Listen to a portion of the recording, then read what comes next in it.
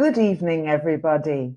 My name is Louise Connolly, and I'm the Events and Teacher Trainer Manager at Macmillan Education. Thank you, everyone, for joining us here this evening.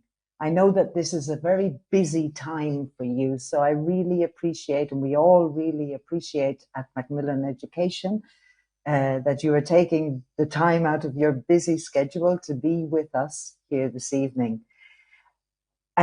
Before I introduce our first speaker, I'd like to explain a little bit about this event. The event is aimed at teachers of primary age pupils, and during the event, and in particular during the first talk with Elaine Boyd, you will have the opportunity to interact with us. We will launch a couple of interactions called polls and have your says. The polls are questions with multiple choice answers, and you just choose the correct option for you. And the have your says are open-ended questions, and you write a short answer. These will appear as buttons on your screens. And at the end of Elaine's talk, you will have the opportunity to ask questions. There you have on your screen a button, which is a Q&A button. And I would encourage you, as the talk is going along and as questions and comments and doubts occur to you, to write those in the Q&A button.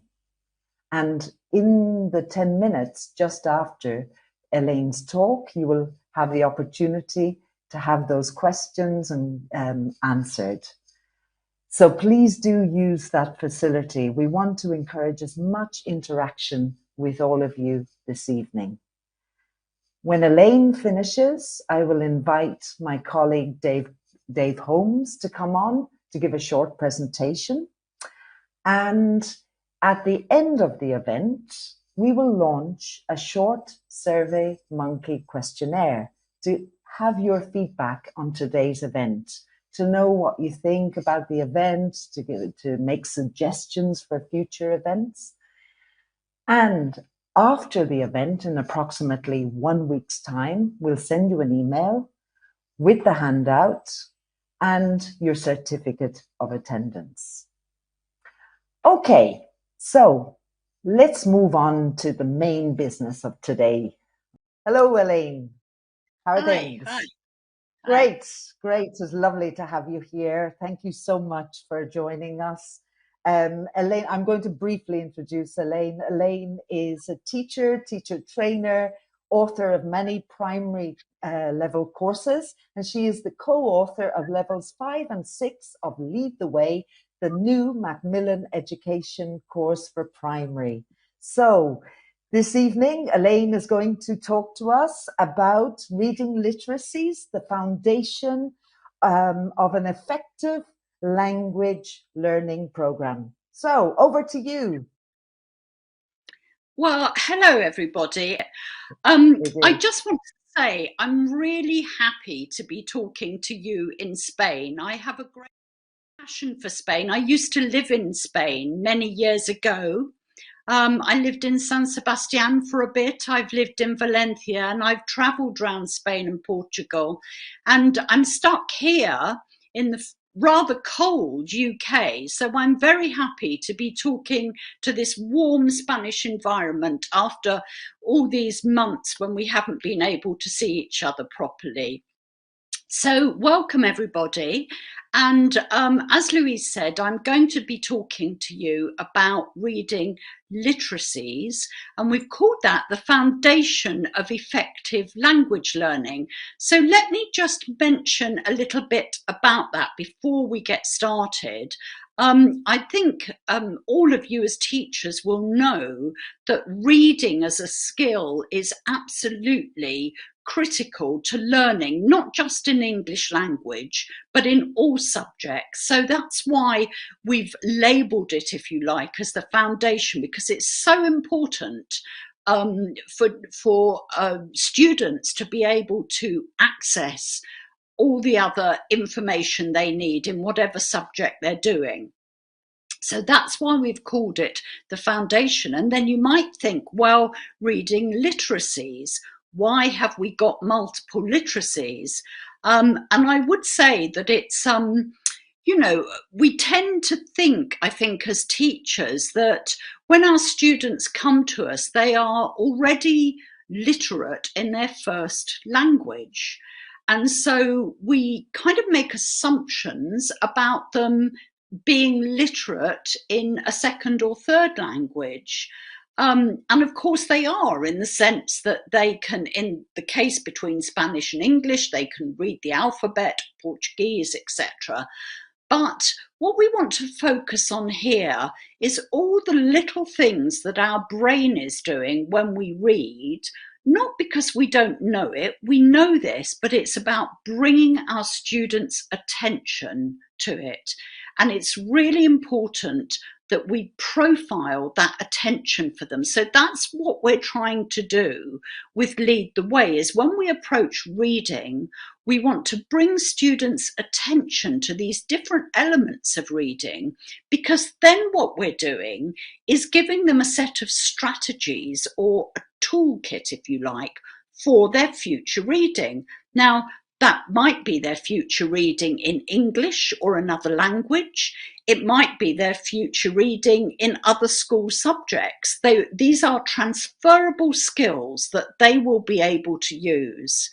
And also, which is what Dave had mentioned, it allows the students to slowly, over their time learning, become autonomous, because we've given them the toolkit.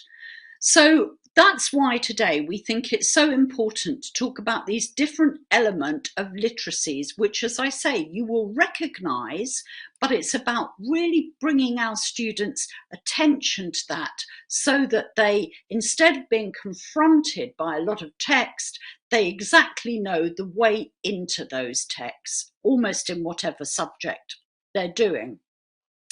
So let's have a look generally what I hope to cover over the next hour. So what we're going to explore today are these reading literacies in second language learning. So we're going to look at what are those literacies that we're talking about, the micro literacies, if you like, and how do they work together to support each other and help students understand a text? And how then do those literacies progress the learning of the student once they become competent in those literacies? And while I'm talking through this, we're going to look at examples of how we can develop reading literacies at each of these mini levels of our students. And also how, very important at the end, how are we going to progress in reading literacies? How are we going to assess the progression of the students in reading literacies? So let's make a start. I want you to think about something before we actually get into this, just to get your heads around it.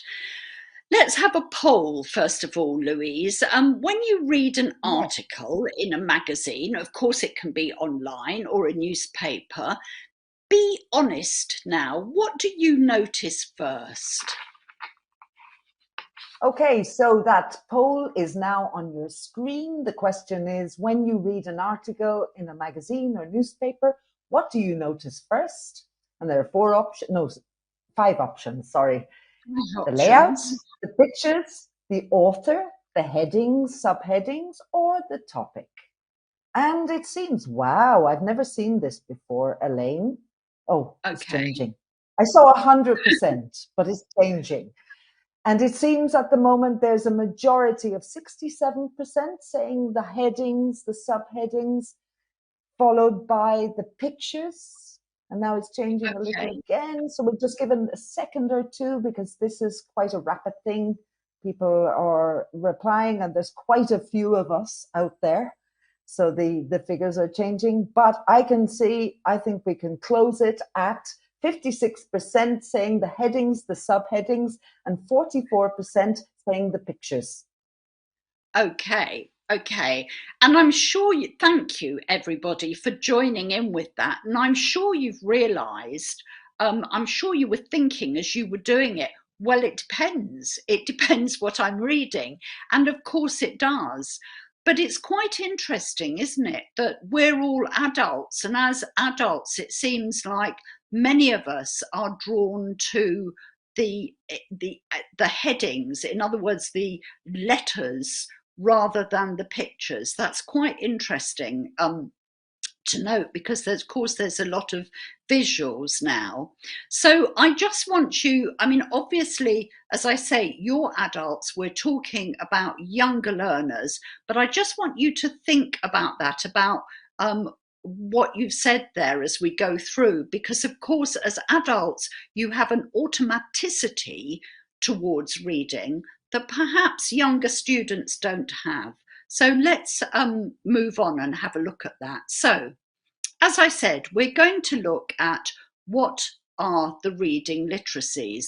Now, you may be able to think of others. I'm not saying that this is absolutely everything, but these are the ones that we think are absolutely critical to helping students get into a text and understand a text, especially perhaps if they don't understand all the words, which is typically the case when they're beginning to learn a language. So, of course, first of all, though I'm not saying it's primary, we have visual literacy, which is our ability to think and learn in terms of images. So notice there, it's not just do we understand the image, but it's our ability, the literacy comes from thinking and learning in terms of images. We're going to go into these in more detail. I'm just giving you a summary here. A second literacy is informational literacy, which is, as it says, it's our ability to find meaning in the information we're presented with. Okay, so what is the meaning that we need, or what's behind that information? And then the last one we're going to look at today is critical literacy, which is considered very, very important now for students to be able to get to grips with. And this is our ability to decipher or to understand messages that are in text, that an understanding that empowers us to accept or reject the information or the argument. So obviously students move from, if you like, a quite, in their own language, a quite basic understanding of what reading is, to understanding arguments that are embedded in that reading and what does that mean. So they have these different options, as I say, these tools or strategies for getting into a text. So let's look at these in a bit more detail now.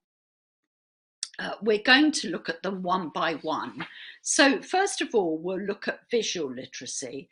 So as I said, this is knowing how to decode visual messages and images. And you might think that's very, very obvious, but that's because we're adults, and we also, as I say, do it automatically. And as I said, the point here is to draw students' attention to something so they can actually utilize something perhaps they already know. And then we analyze the messages created by the images. What do those images mean? And absolute visual literacy is evaluating the relevance or appropriacy, struggling to speak, of those images. So let's look at an example here. So this is if you like, a sort of very typical advert. So this is an advert for a breakfast cereal, it looks like. And visual literacy can be from the very simple understanding the role of images I include graphics and photos in communication. So, for example, here, the very sort of superficial layer, if you like, is to understand, well, there's milk and there's strawberries and there's a mug, and everything's very quick. So this looks like it could be a kind of breakfast. But think about also what's going on behind those images, why those particular images have been created in that way. And obviously, what the advertiser is trying to get across here is some sort of vibrancy or some deliciousness or some persuasion that you would buy this because it looks so appealing. So there's just looking at only the visuals without reading the text at all. We can encourage students to sort of dig deep into the images and what the meaning might be behind them. And that's what we mean by visual literacy. Oops, sorry. Very, very sensitive computer here. So the next one that, again, this is a bit of an introductory before we look at more examples, is informational literacy. Now, a definition of this involves several sort of different threads. One is you need to know, when do you need the information? So you have to have a purpose, if you like, for wanting that information. You need to know where to look for it, how to find it when you know where to look for it, and then how to select what is relevant. So again, let's look at if you like, an adult example of this that we're familiar with. So this is obviously, most of you will recognise without being able to read this, that this is some sort of timetable we might see in an airport or at a train station. And as I say, without even being able to read it, most of you will use what you know about layout, about the genre, and how that information is organised to understand what's going on here. So you will probably guess that on the left-hand side is the platform or the time, that the writing in the middle is the destination, or we might have the time on the right, and all that sort of slightly random bits might be extra information. So, as I say, this is something as adults we do automatically, but it's very worth drawing students' attention to these sort of skills, that they do understand layout, they do understand a typical genre, they do understand how information is organised, so they can transfer those skills to new texts or new languages. And then let's look at definitions of critical literacy. As I say, this is arguably the most complicated one, because with this, we have to think about it's our ability to analyse the authenticity of messages in texts. So what is real, what is true, and what is not true? And part of that is questioning the information or the arguments in the text. And it means we can respond to opinions or arguments by making choices. Now, what I mean by that is, I don't mean a spoken response, but we will cognitively respond to something and decide what is true, what we're going to select, what is plausible for whatever our purpose is. And it also allows us to reflect on information or arguments, to think, well, you know, that person gave me lots of information and that person didn't. So again, it's important that we draw students' attention to this so that they can use it. So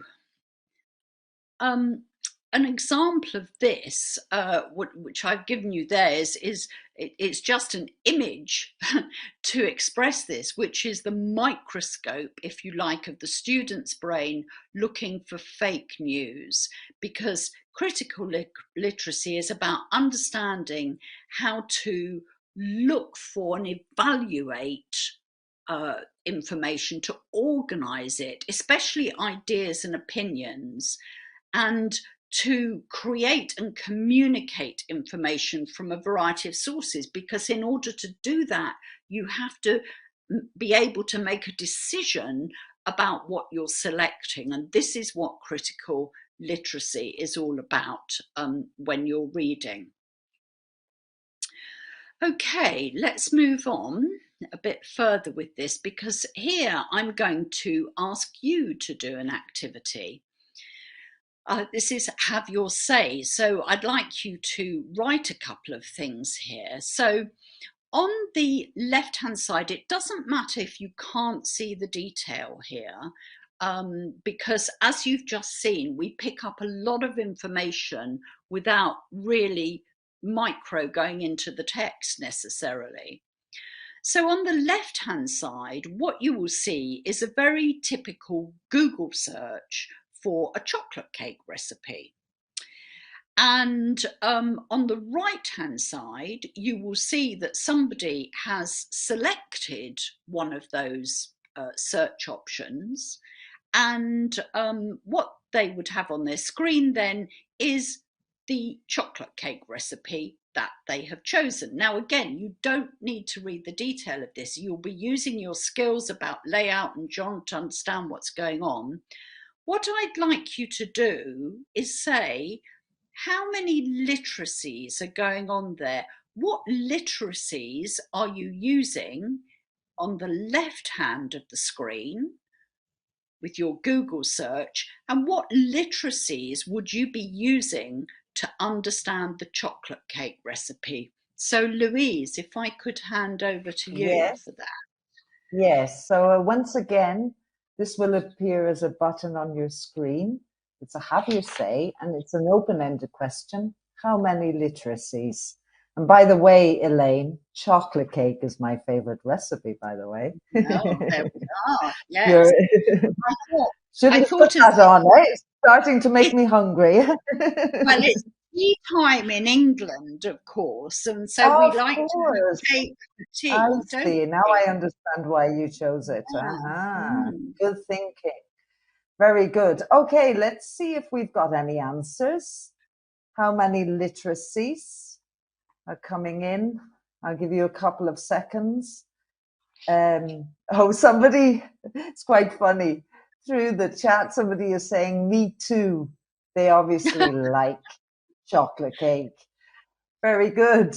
Let's imagine we're eating chocolate cake as we're watching this wonderful talk. Yes, we're getting some answers. Visual and informational literacies on the left-hand side, and critical literacy on the right. It's put as a question mark. Person thinks that, they're not 100% sure. Another answer says, actually, quite a few others are saying all three.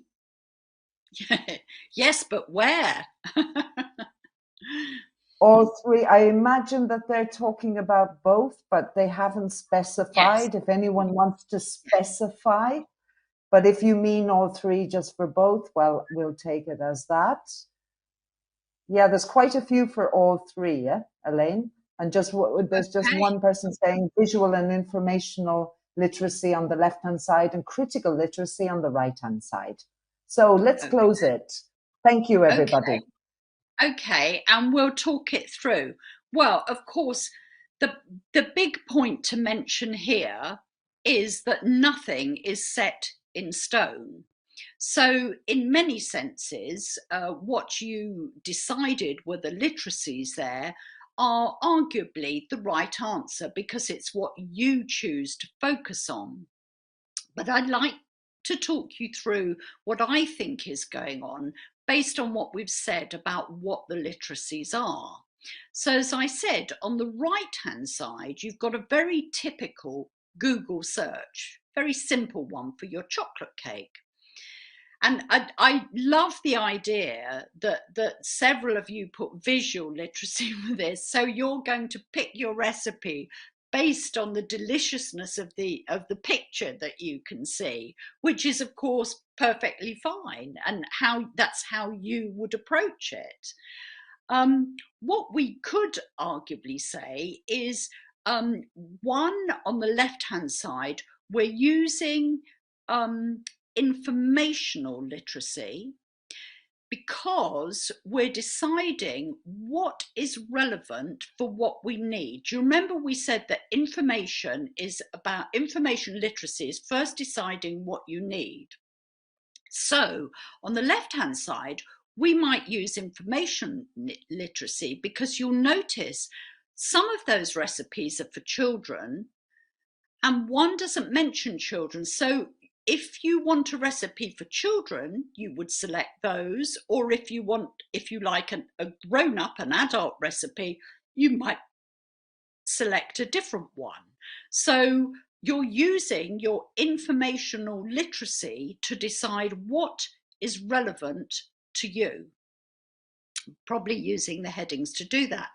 Now, interestingly, also, I would argue in a Google search, you are always using critical literacy, because we're going to look at those results on the left there and we're going to think, which one do we trust the most? Which one do we think is the best?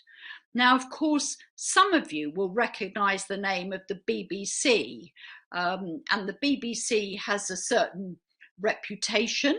I'm not sure fair, but it has a reputation. You might think, well, that's the BBC, so I'm going to choose that one.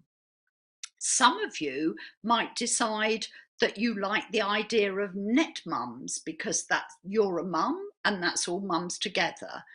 And some of you might say, oh, well, the first one is from Australia. That looks interesting, so I'll go with that one. So you're using your critical literacy to decide which of those searches is going to give you the best chocolate cake based on what you know about the organisation,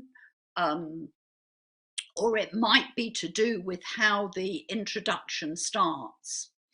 And then on the right-hand side, where you've got the actual recipe, obviously a lot of this is informational literacy because you've got to get your ingredients together. It's also visual because when you're making your cake, that's what you're aiming for, isn't it? So the visual there isn't just, this is a chocolate cake, you already know that. The visual there is, this is what your chocolate cake should look like. So that's what you're aiming for. That's its meaning for you. And then you go off and you use your, obviously, informational to follow the recipe. You will also be using some visual literacy there as well, looking at layout as well, informational. So in other words, I think you're all right. Yes, it's all three literacies, but I hope you had a little think through about what works where. But as I say, there's no absolutely wrong or right answer, but it's just how these different elements are going on when we very quickly in a moment decide what we're going to do.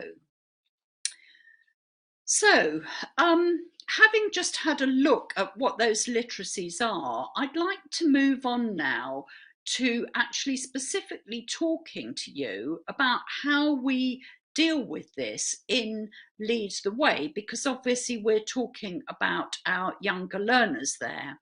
And you will have seen from this example that we've just done together that all the literacies actually usually work together, or they're in layers, or there's two of them going on, maybe not necessarily three, but there's certainly a couple of them going on. So this is why, as I say, what we're trying to do here is untangle these literacies to draw our students' attention to each individual one, and they can think about what they're applying and bring that to bear to give them a way into their reading. Now, so let's just look at, there, sorry, I've got the answer for you. I'm sorry, I forgot I had the answer there for you. But as I say, it's not an absolute answer, that's just my perspective on it. So as I say, let's move on to looking at how we develop reading literacies in Lead the Way.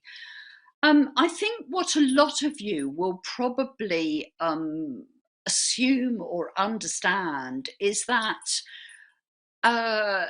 we're not, in a sense, you're not teaching the students anything new here.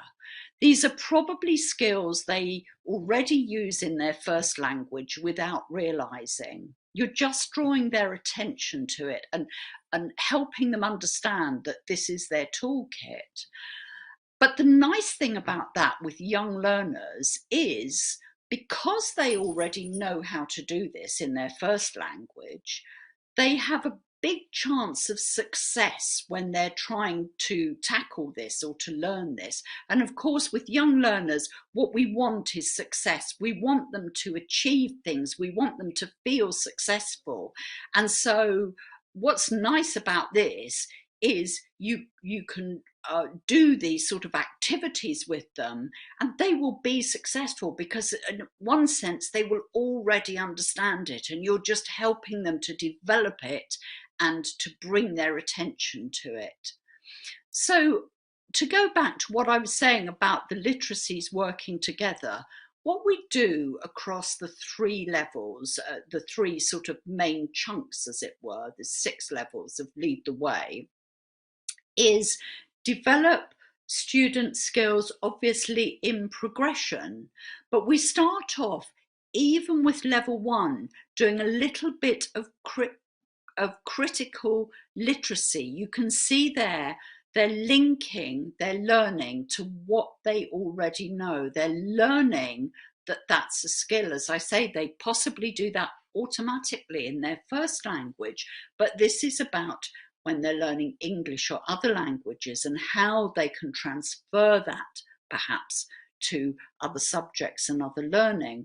So right from the beginning, we take them through these different types of literacies, and across each level, we're building and building and building. But you can see there that the literacies normally come as a pair. There's normally a couple of things going on. So they learn that they have to use these tools in tandem together. Each of the books, what I've given you there is just a snapshot of a couple of units from each level, but this works through all the levels, as I say, in a progression. So basically, what I'm going to do now is go through some examples with you. Obviously, these are examples from Lead the Way because that's what we're talking about today, but you will be able to transfer some of these examples, I'm sure, if you're doing other reading texts or homework with your students. So what we hope to show, as I say, is how we can focus learners' attention on the literacies, how we can then practice the different literacies so that they get good and progress them, how we help learners understand to use the combination of literacies I was talking about so that they really develop their reading skills. So let's look, I want to look at some of the examples I'm going to look at. We're trying to pick sort of different genres for you so you can see how they're working. So I'm going to start looking at visual literacy across these different levels. So this is an example of the students being able to practice visual literacy at level 1.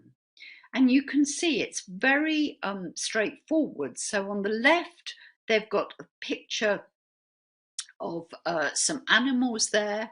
They will understand from their real life, as it were, that those are farm animals. And so the activity asks them to look at the pictures and decide where are the animals. So that's before they've done any reading. You're looking at the pictures and they're deciding, oh, okay, I know what this text is about. And as I say, they would probably do that already in their first language, but this is about really highlighting it for them. And then we move on in that particular level. As I say, there's always two layers. There's also some informational literacy in there, where they decide where the information comes from, but that's a brochure. So let's look at how we, if you like, increase that, progress that as we go to level 3. Now, in level 3, what the students are reading here, or what they're looking at, is a diary. But what we want them to do, there's a couple of things here. So if we focus on visual literacy, they've got to work out information from the pictures. What we've got here is something that students very typically come across nowadays. If you look at the bottom there in the green, that's a version of an infographic, which of course is all about understanding graphics or understanding pictures.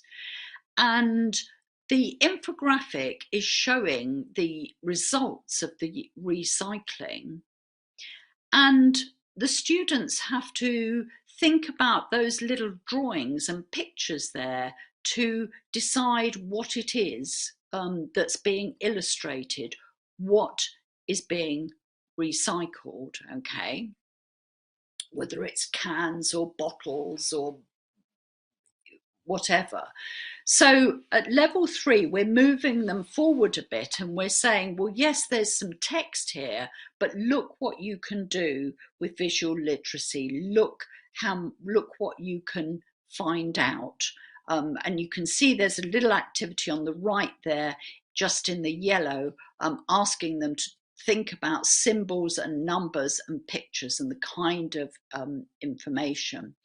There's a second activity of critical literacy there, which is asking them to sort information into categories. So that's where they've got to make a decision about what they're reading, but we're just focusing visual here for the moment. And then when we go to level 5, so this is, if you like, it's an advert, a poster for a young people's bank. And you can see there's a lot of, there's quite a lot of text there now because we're on level 5. And they have to use some critical literacy here when they get it.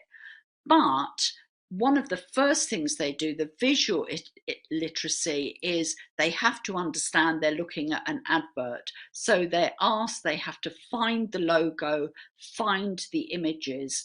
What does the logo show? What are the images showing? Okay. So obviously it's about things that the children can buy, and they can see the logo on the left there says Starter Bank.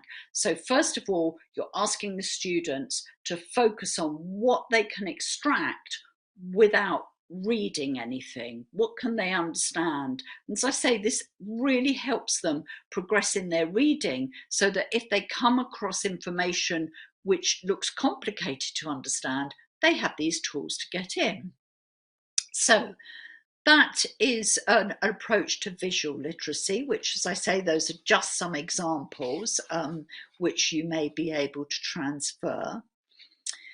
Now, let's just move on and look at informational literacy, which, remember, we said is about where to find information. How do you know where to get it? What are you looking at? So you can see in level 1 here, if you look at this, obviously on the left-hand side is lots, a bit like the Google search, lots of different information about sort of dance classes, for example. But they don't necessarily need to know that at the beginning. The first thing you're going to do with them here is say, where is this information? So they've got to look at it very quickly. They've got 3 choices there. They can see that immediately. So where would they see this information? It's got clicks on it, it's got pictures, it's got audios, it's got different bits of information. And obviously the information comes from the internet, as it were, rather than a newspaper or something like that. So it's checking in that they understand this, so they feel confident before they begin reading. They're successful. Yes, I know that, I understand that. Now I feel confident to read. And as I say, developing strategies very much to help them in the future. So the information literacy here is they've got to recognise the sources of the information. And then after, they can add to that a visual literacy. There's an activity for them to use the pictures to read and understand what's going on. So that's just very straightforward at level 1. And you might want to consider, to reflect while we're going through this, how these activities then are different from a standard reading activity. Because I think, you know, I've written quite a lot of course books, and I think sort of standard reading activities are often to get the students to think about a topic, and then they're straight into the reading rather than using that text and trying to unpick it as it is in a certain way before they dive into actually, if you like, the difficulty of the words.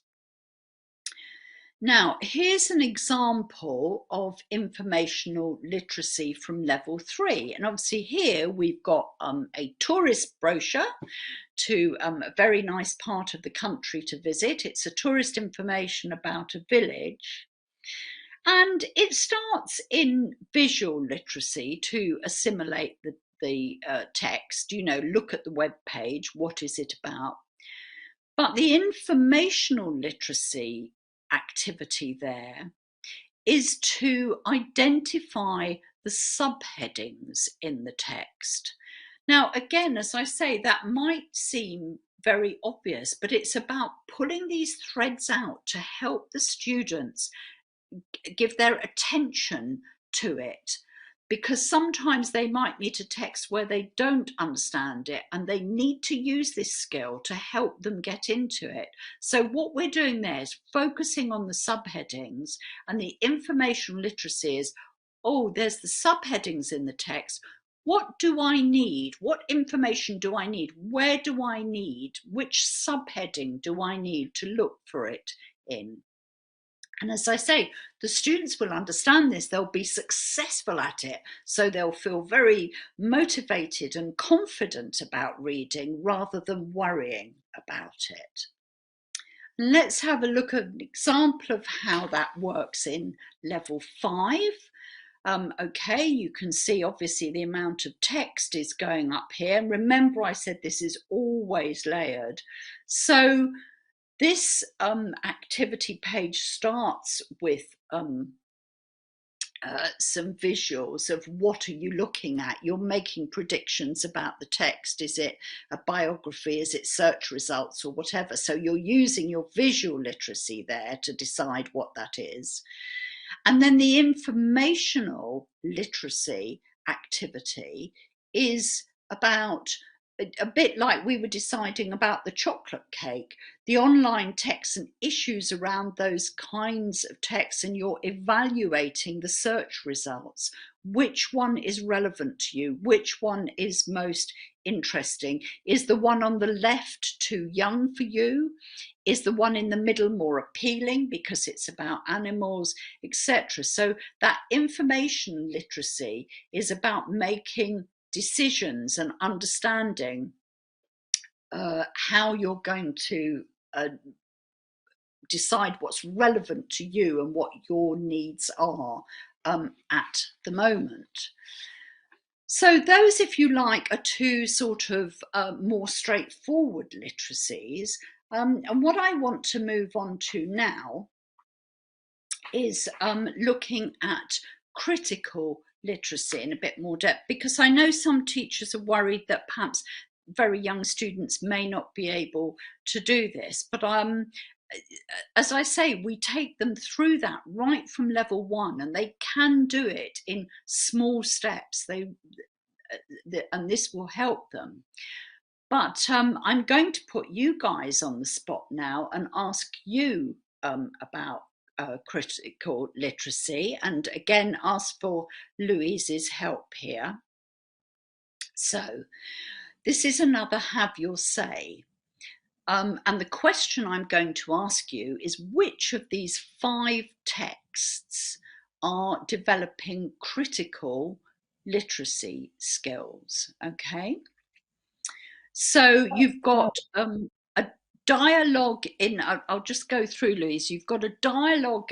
You don't need to be able to read the minute detail here. I just want you to quickly look at them and decide. So you can see you've got a dialogue, a written dialogue about a school.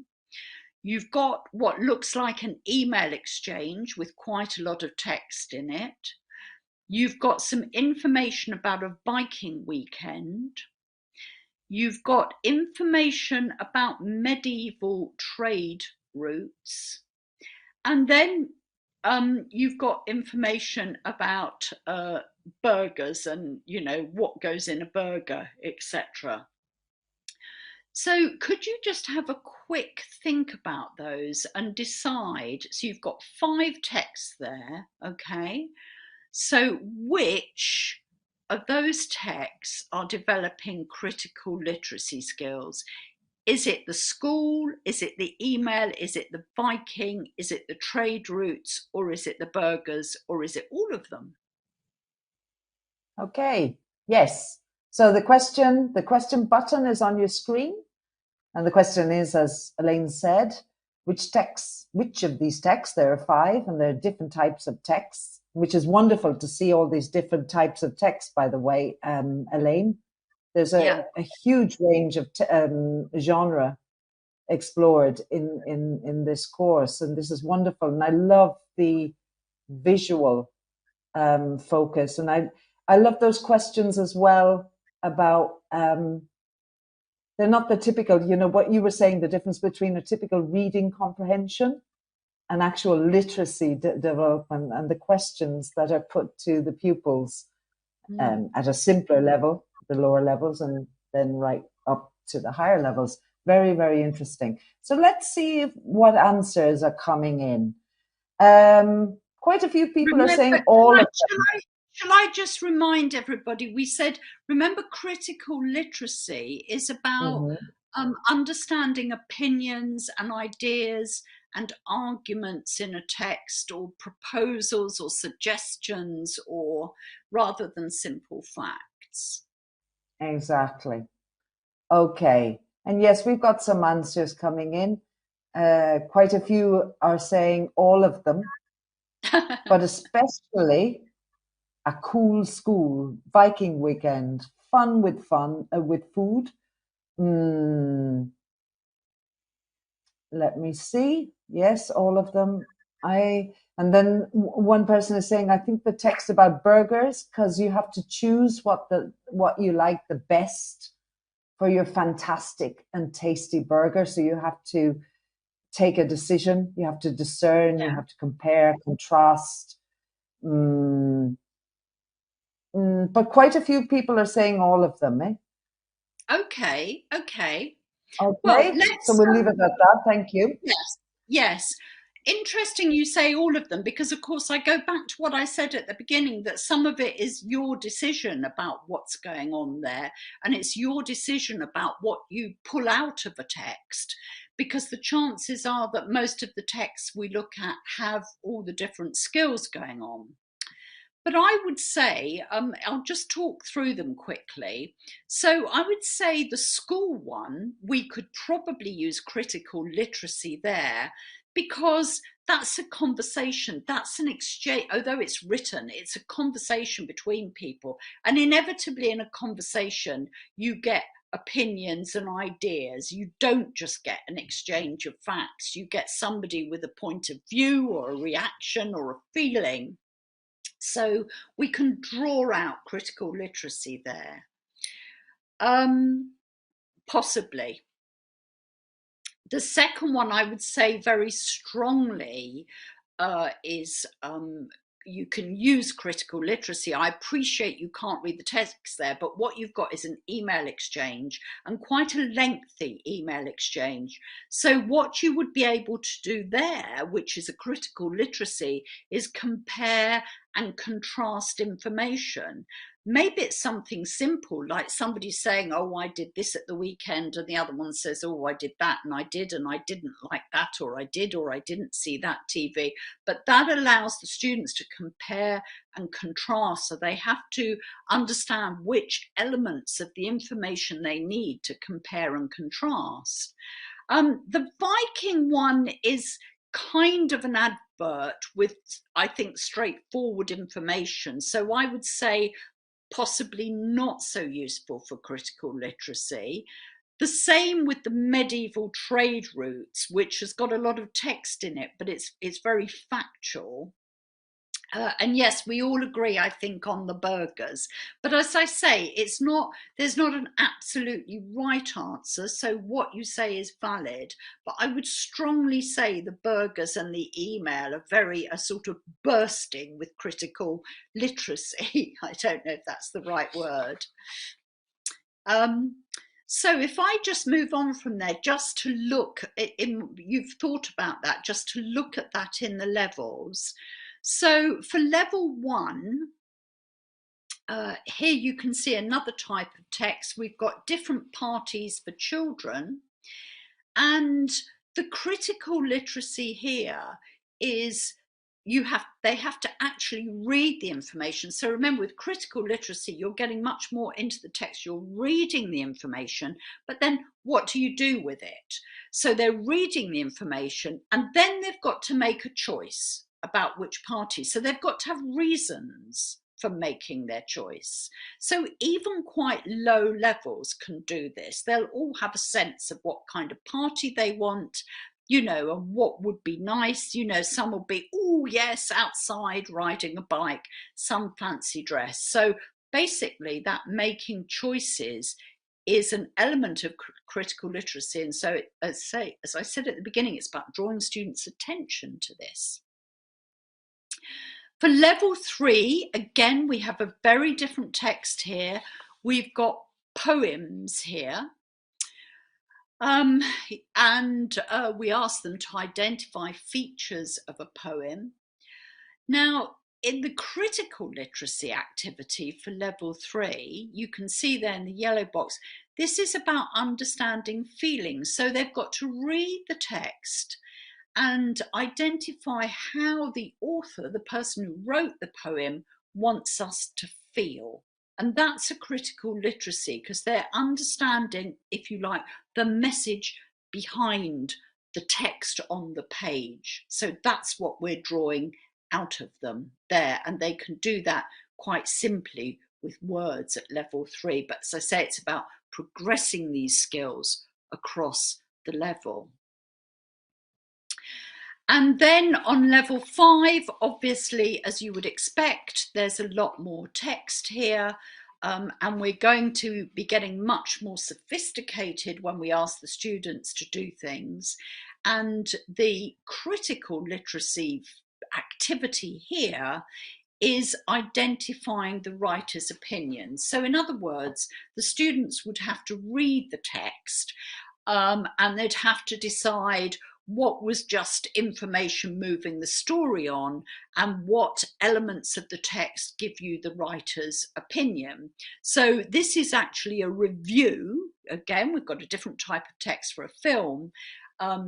And as I say, the critical literacy is where are they drawing out the writer's opinion as opposed to just information about the film. That's how we sort of progress that across the levels. So as you can see, to go back to what Louise just mentioned, it is a different approach to just straightforward reading comprehension. Not just because it's not just about understanding, it's about giving the students these strategies that will help them, as I say, definitely, in their other subjects. Now, I think we've got about 20 minutes left. Is that right, Louise? Can I just check in with you on that? Oh, no, we haven't, because we need some question time. Is that right? Yes. We can dedicate 5 minutes, I think, to question time. So Okay. at 25 past, Okay. we can because what I accept a want to couple of spend, questions.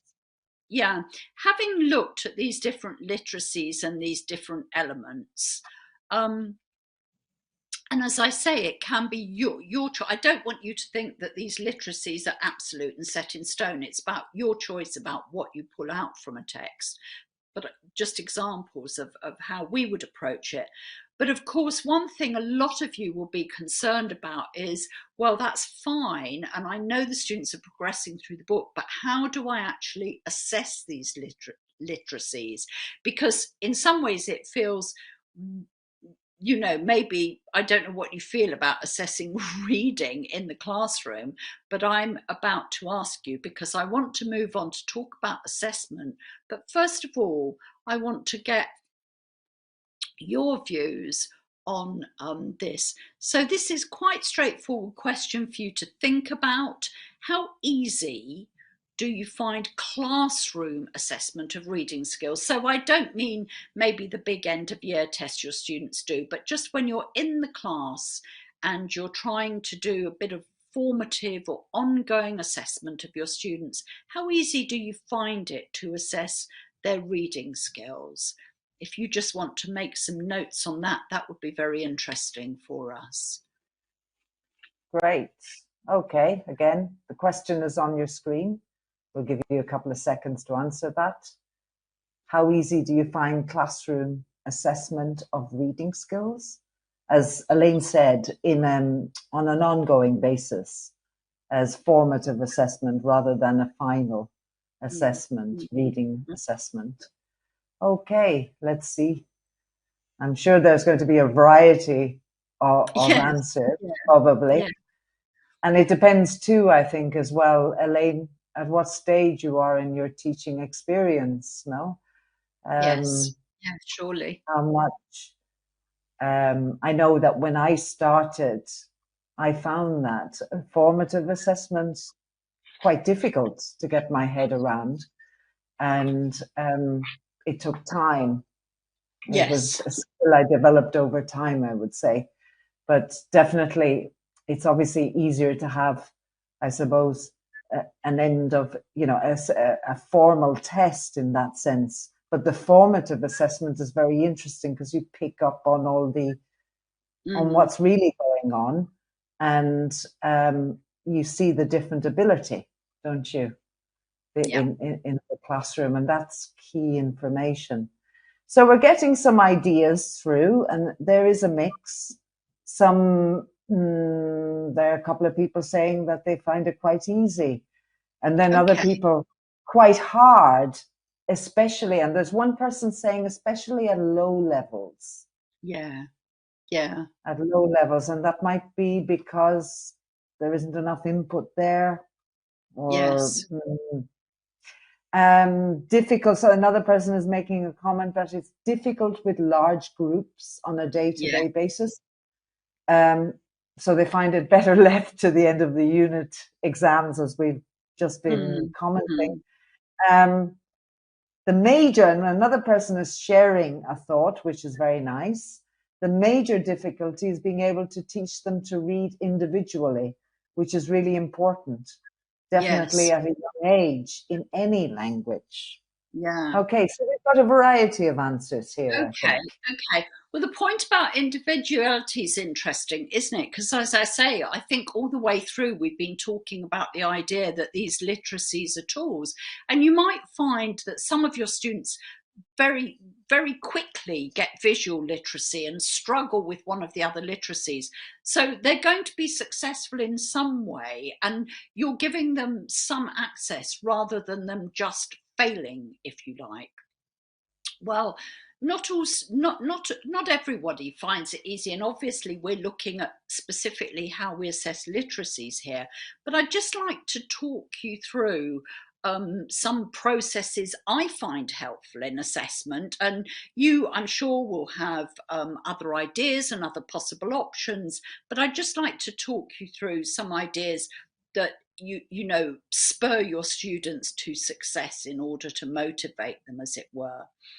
And I think the really tricky thing with reading is, of course, we cannot see what is going on inside their head. So it's what do we ask them to demonstrate? So let's have a look at that. So I think the very first thing before any assessment is we have to have a clear idea in our head of what we want to assess. And I've given you just an outline there, which is more or less the definition, but we're asking the students to demonstrate an understanding, okay, to demonstrate this understanding of informational you know, by asking them actually similar questions to the ones, the activities that we've used in the book. So you're asking them, you know, can you do this? You know, which visual is this? What does it mean? You know, and sometimes those questions are quicker and snappier than getting them to do a whole reading comprehension. So my first point is we have to understand what we're trying to assess. And then I would argue what is really helpful in our heads, and I say some of you will be super familiar with this, is to make sure we've got a process for classroom assessment. And my first point is that remembering assessment is not a secret.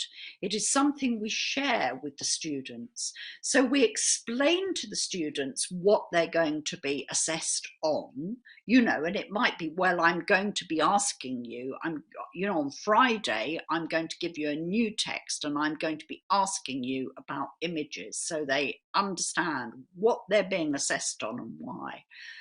You can, with your classes, agree the criteria. So rather than you saying, oh, you know, you've got to do this, or you've got to do this, or you've got to get this number, you can agree with your class, and then they feel more autonomous, more connected to it, more part of the assessment. It feels fairer. You could go through some good and bad examples with them so they've got a very clear idea of the standard, then give them the actual assessment. And of course, very, very importantly for classroom is we must give them feedback on how to improve. So you would probably want to give them, you don't have time, I understand, to do lots of individual feedback, but you might want to give them some class feedback on, you know, the general points. Maybe they didn't spend enough time on something. Maybe they need to make sure they focus on the visuals and don't get distracted by the text, for example. I mean, I can't think of all the examples at the moment, but I'm just saying it's very useful if you have this very clear process and students will understand, connect with that process. And then these are some examples of how you can do classroom assessment tasks for reading, which hopefully don't take lots of preparation nor lots of class time. With a very young class, it's actually, young children love doing the same thing again and being better at it. So it's a very nice idea to perhaps repeat the reading activity a week later, but make them do it a bit faster, for example, to make it different. And the chances are they will win at it. They will be successful, so they will feel motivated. Another approach is you could ask, students, perhaps once they get to level 3, in pairs or small groups, to describe a text to another student. Now, you can either use the text you've already covered, if they're sort of slightly weaker, or you can use a new text. But you give them a specific question. So tell your classmate what the 3 choices of parties were. Tell your classmate what was the same about the emails, something like that. And then that, you can actually go around and listen to that, so you can see what's in their heads, as it were. In pairs or small groups, something a little bit more sophisticated, they could give their opinion on a text you've done with reasons, to get them just to talk about it more, to get them to explain how they got that information they're using. And then perhaps again, when they're up, there's this idea that they've got transferable skills, so let's apply it to a new text. Let's give them a new text, but with exactly the same activity, exactly the same instructions, and see how far they can apply it. So those are just some little additional ideas. So, as I say, we're not focusing on assessment, but I wanted to cover it because it is important. So let's just have a summary then of where we've been today. So we've looked at different types of literacies and how they work in layers together. Tried to show you how to practice on different types of text, different ways in, different approaches, and how we develop the competence in the literacies with their cognitive development, so that we're using that to drive it forward.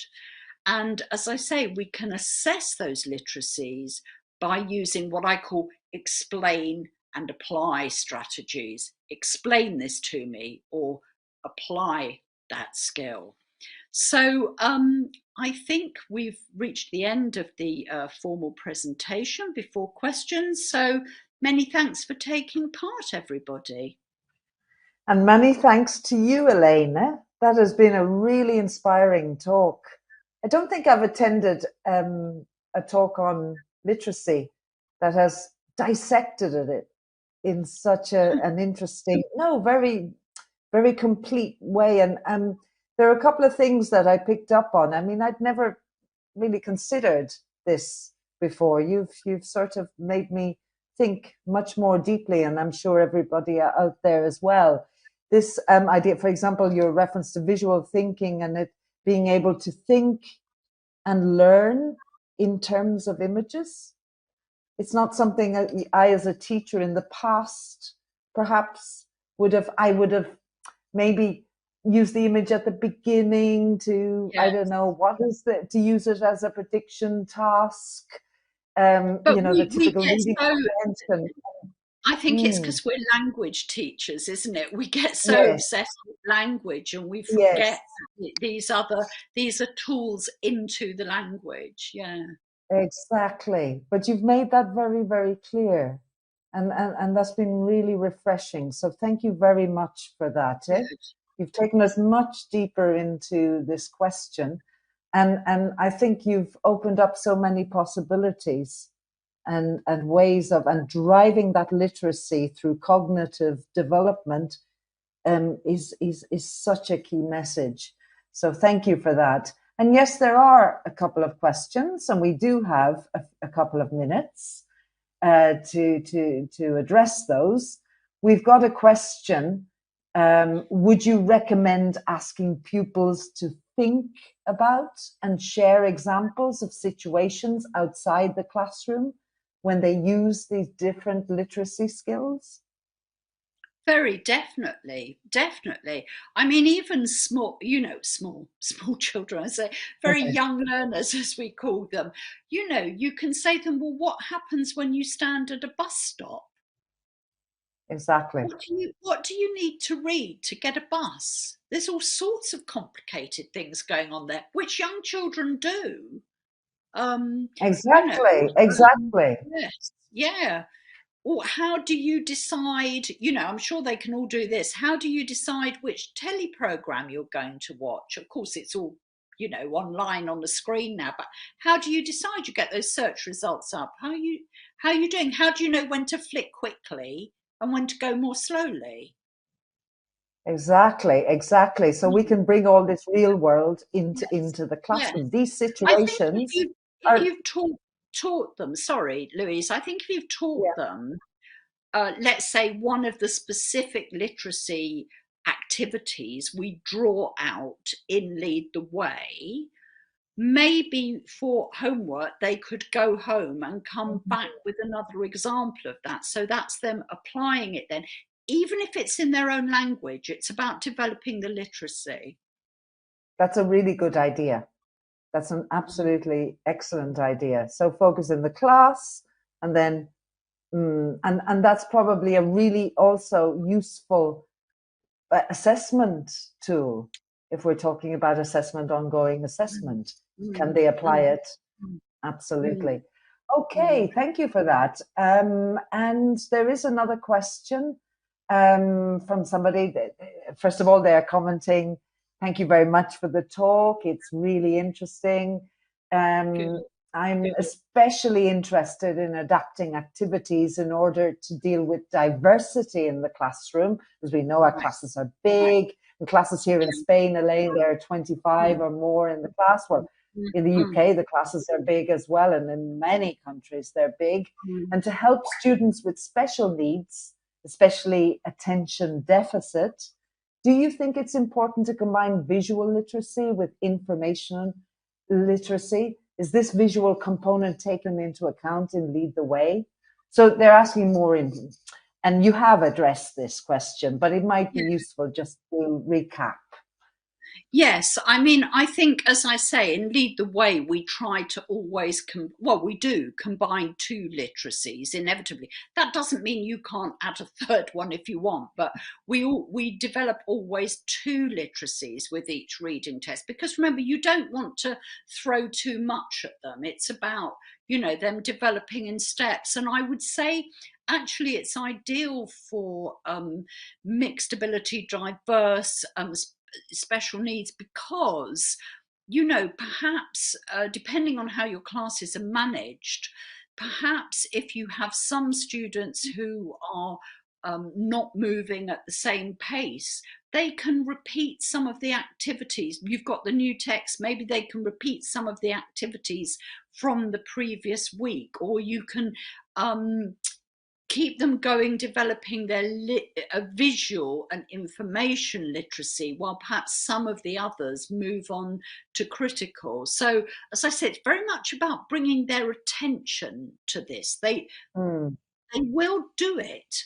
They'll do it in, Spanish, Catalan, Portuguese, whatever they're speaking. So it's about just bringing their attention to it. But I think you can, in that way, rather than depending on all the class understanding this one text, you can give your different students different routes into the text depending on their ability. Thank you. Yes, absolutely. Okay, I think that's it for questions. Those were the Okay. main questions. Yes, and we've reached the half past. So, Okay. Elaine, thank you so very much. It's been a Thank real you, pleasure everybody. Yeah. spend this evening with you and to hear all those ideas. It's been really inspiring, and it kind of it's made me feel, in a way, I missed the classroom. I wish I was back in the classroom again, and be able to apply these strategies. Of course, when it's probably the same for you guys, Dave, as well. When I was at school, there was no focus on developing this, working with this approach. And it was sort of like, you're supposed to understand, answer the question. Exactly. If you can't answer the question, Yep. that's I think the these days problem. we think a lot more about why we're doing things now, and Yes, certainly like this evening, Elaine's shown us how we can sort of break down the concept of literacy and understand why and how it applies to reality and to real situations, and that's the real strength. I think we're so much more connected to the real world, and very Exactly. importantly, how to assess it. Exactly. So thank you very much, Elaine, and thank you, Dave. Thank you for your presentation. Very, very lovely presentation. Very clear. Love the video as well and the song at the end. Very nice. And to everybody out there, thank you so much for joining us. Thank you for staying with us to the end. As I said at the beginning, we're going to launch a SurveyMonkey questionnaire now. It'll take you a couple of minutes. Please do complete it because your feedback is so important for us. It will help us to improve future training sessions. There's a question in there about what future training would you like to receive. There's also a question about if you'd like to know more about Lead the Way, please tick the box and we'll get in touch with you. There's a link in the questionnaire to the Lead the Way website, our website, so do have a look at that. And as I said, also, in approximately 1 week's time, we'll send you your certificate of attendance and the handout for this talk as well. So, thank you. And I wish you, everybody, all the very best for the rest of the course. And yes, as Dave is doing, a huge applause to all. Okay. See you soon. Eh? Okay. Okay, fine. I'm going to introduce my colleague, Dave, who can talk a little bit more about the question of literacy and in particular Lead the Way and the 6 levels. So Dave, how are you? I'm absolutely fine, thank you. Can you hear me? Yes, perfectly.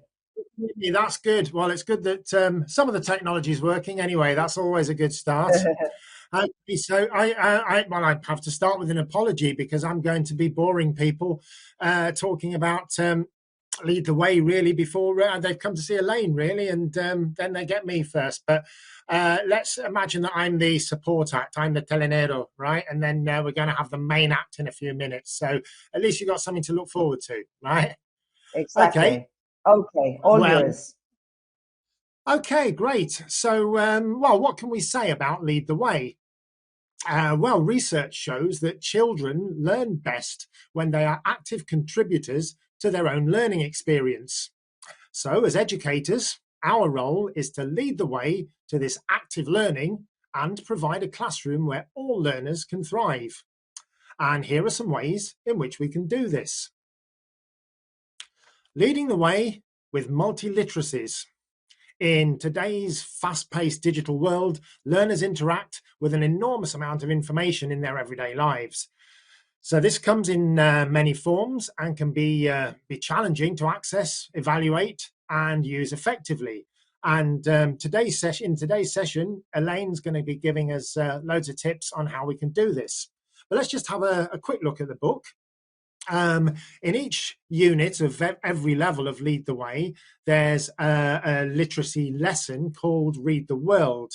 Here's one from first cycle, here's one from second cycle, and here's one from third cycle. These lessons systematically develop essential critical, visual, and information literary skills, which we're going to see our author Elaine illustrate. Learners learn to decode, analyze, evaluate, and respond to a wide variety of print and digital text types, images, and video input. Learners also develop linguistic mediation skills, something that's very topical at the moment in the LOMLOE, and their ability to facilitate mutual understanding of whatever text type they may meet in their everyday lives. Leading the way to bilingualism. Recognizing the challenge for teachers of delivering complex science concepts in English, Lead the Way has developed a syllabus which carefully links science and English content. This allows teachers to seamlessly recycle and reinforce key science concepts and vocabulary within the English classroom. Each unit presents 2 science questions during the unit, either related to natural science, as shown here in this example by the magnifying glass, or social science, as shown by the globe. The Read the World lesson and projects provide further links to science topics supporting key skills needed for cross-curricular learning. There's also a commitment to sustainability, with a question related to the Education for Sustainable Development and Citizenship goal integrated into each literacy lesson. Lead the Way provides real-world content which gives learners a genuine purpose to communicate in meaningful real-world contexts. A real-world communication section in every unit builds learners' confidence, fluency, and accuracy in a range of real-life situations, developing useful functional language as well as social, speaking, and writing skills. Let's have a quick look at one of the videos if we can.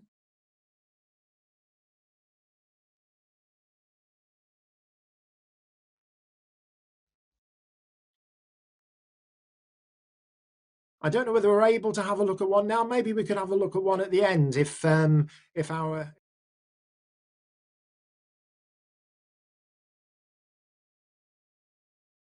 How was your weekend? It was terrible. Really? What happened?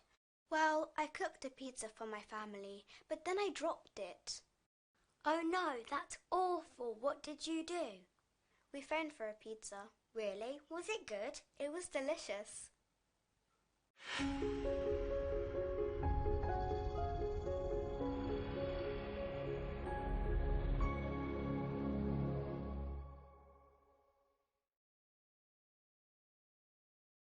Able to see it, and as always, a pizza is the solution to everything. No, right. Let's continue. Termly projects require pupils to work collaboratively to respond to inspiring real-world challenges and learning situations. These activate problem-solving and decision-making skills in order to respond to the challenge presented in each learning situation. Learners are guided step by step through each stage to discover, plan, create, and finally show and tell their project. Learners are also encouraged to notice language and develop plurilingual strategies.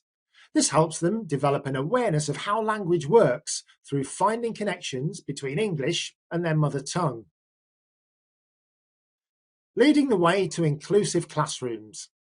Lead the Way promotes an inclusive environment representing children from different backgrounds, ethnic origins, and disabilities. Our commitment to gender equality goes further than most course books. How many times do we see grammar tables with the he and she pronouns reversed? In Lead the Way, they take turns, in odd and even numbered levels.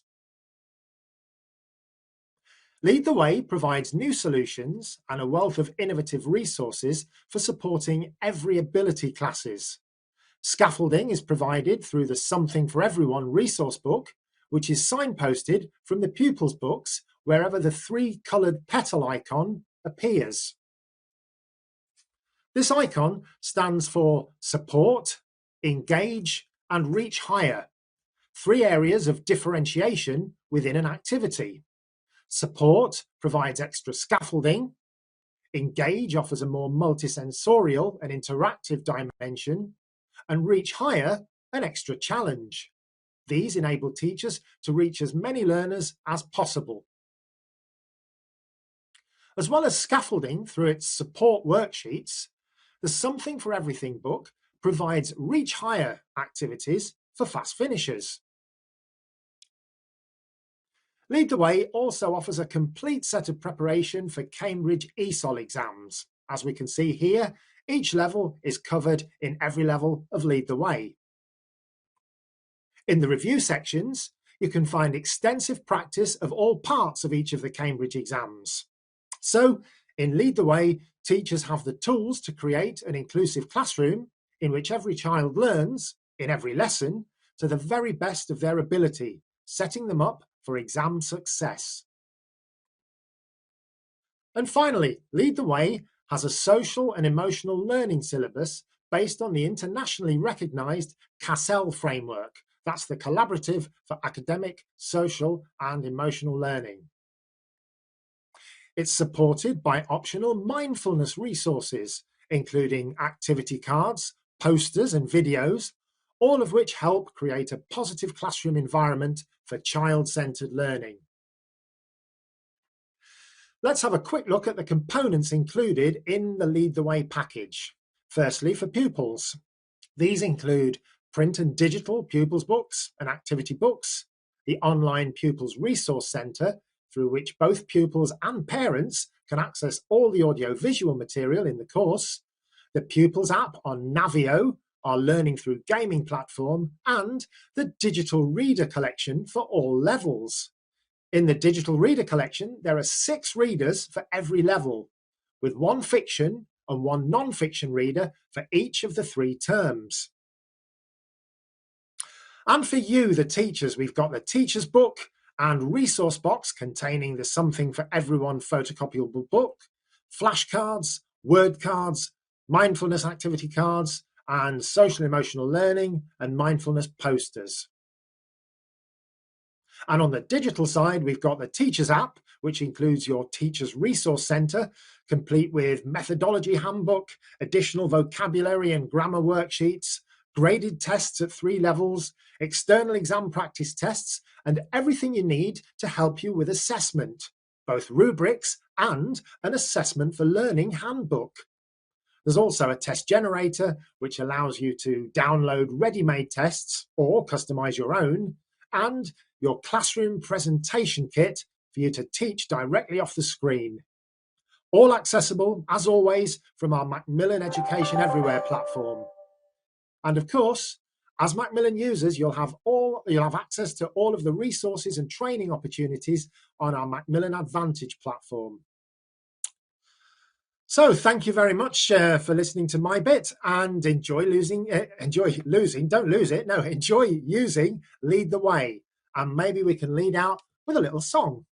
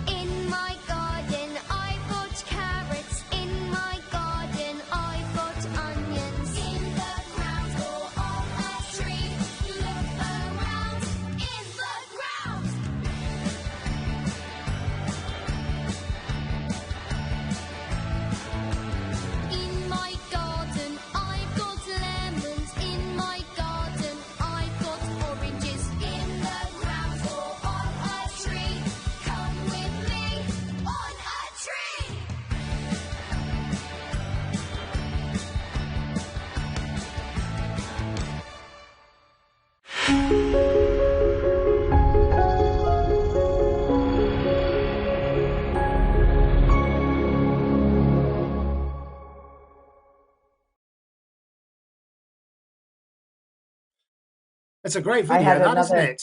It is a Were you wonderful doing video, and actions? I was actually. You know me, I can't resist. It's very difficult to stay seated and all correct. I was moving about my arms. I was doing the actions. Yeah, it's a great video and lovely, clear presentation. I mean, that's one of the great things about that video is all of the videos is that they actually have the dance steps, so teachers and kids can actually copy what they're doing. It's great. I wanted to join in as well, but I thought and knock over my computer if I do, and then Frank will have more technical problems. So I tried to restrain myself. I saw that. You were very good. Okay, well, thank you very much, Dave.